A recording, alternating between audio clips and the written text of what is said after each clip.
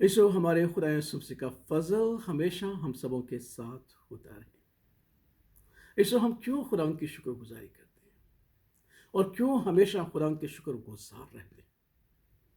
यीशु मैं जानता हूं कि हम सब जानते हैं कि हमें हर वक्त खुदा उनकी शुक्रगुजारी करना है। तो हम आज एक बात मैं आपके सामने शेयर करना चाहूँगा कि हमें क्यों हमेशा खुदा उनकी शुक्रगुजारी करनी है।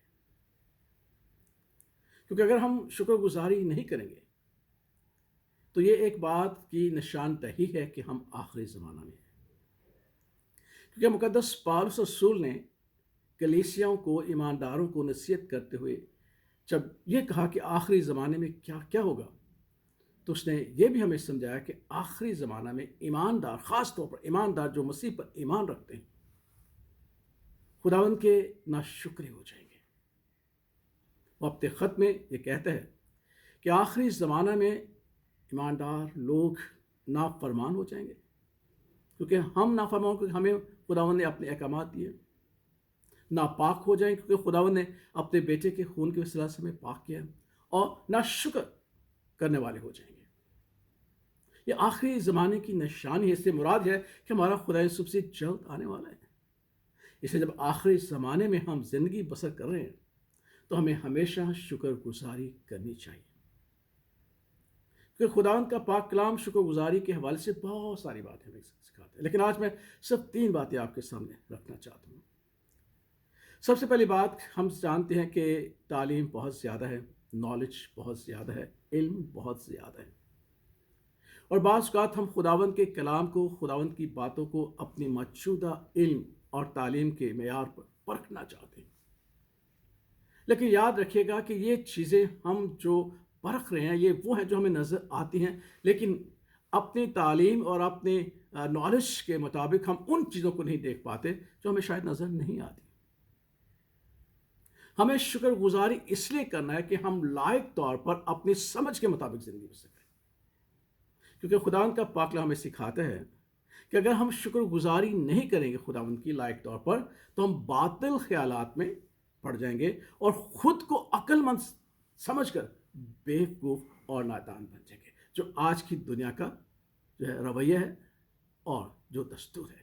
क्योंकि आज के लोग, ख़ास तौर पर हमारी नौजवान नस्ल जो एजुकेशन में बहुत आगे बढ़ी हुई है, वो समझती है कि बाइबल की तालीम, खुदा यीशु मसीह की बातों पर ईमान रखना बेवकूफ़ी है। इसीलिए हम समझते हैं कि वो शुक्रगुजारी नहीं करते, वो खुदा के शुक्र नहीं करते कि खुदा ने उनको ये हिकमत, ये दानाई, ये सहूलतें बख्शी। जो हमारे माँ बाप मेहनत मुशक्क़त करते थे, बाज़ 5वीं पढ़ पाते थे, बाज़ 8वीं पढ़ पाते थे। ये खुदा का शुक्र है कि उनकी मेहनतों से आज हम अपने बच्चों को हायर एजुकेशन दिलाते हैं। लेकिन जब हमारे बच्चे हायर एजुकेशन पा लेते हैं तो अपने आप को ज़्यादा फ़हीम और अक्लमंद समझते हैं और खुदा की शुक्रगुजारी नहीं करते, खुदा के कलाम को बातिल करने की कोशिश करते हैं। और ये खुदा का पाक कलाम हमें सिखाता है कि ये भी खुदा के पाक कलाम के एक आगाही है कि जब वो अपने आप को दाना बनाते हैं, वो बेवकूफ़ बन जाते हैं, क्योंकि वो खुदा की शुक्रगुजारी नहीं करते और बातिल ख्यालात में पड़ जाते हैं और नालायक हरकतें करते हैं, और खुदा उन्हें नापसंद अकल के हवाले कर देता है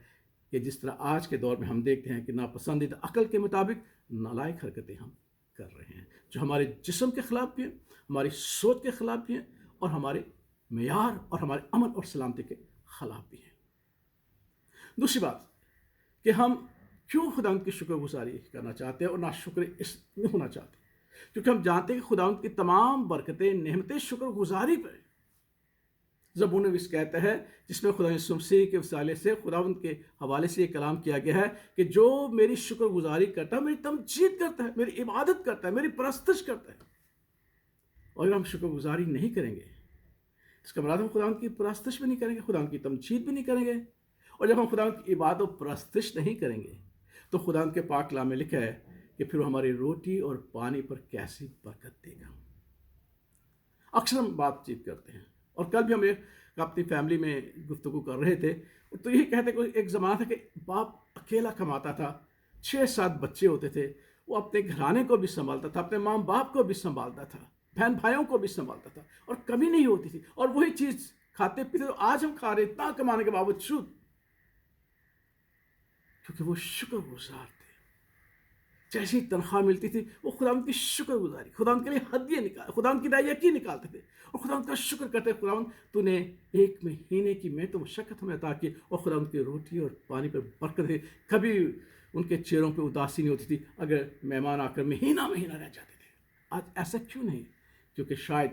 ہم خداوند کی شکر گزاری کرنا چھوڑ گئے ہیں اور ہم نہ شکرے ہو گئے ہیں، کیونکہ آخری زمانے کی بات ہے۔ تو ہمیں شکر گزاری کرنی چاہیے تاکہ خداوند ہماری روٹی پانی پہ اس مہنگائی کے طور پر، کرائسس کے طور پر برکت اور سلامتی بخشے۔ خداوند اپنے وعدوں میں سچ ہے، وہ ہماری روٹی اور پانی پہ برکت دے گا اگر ہم اس کے شکر گزاریں گے۔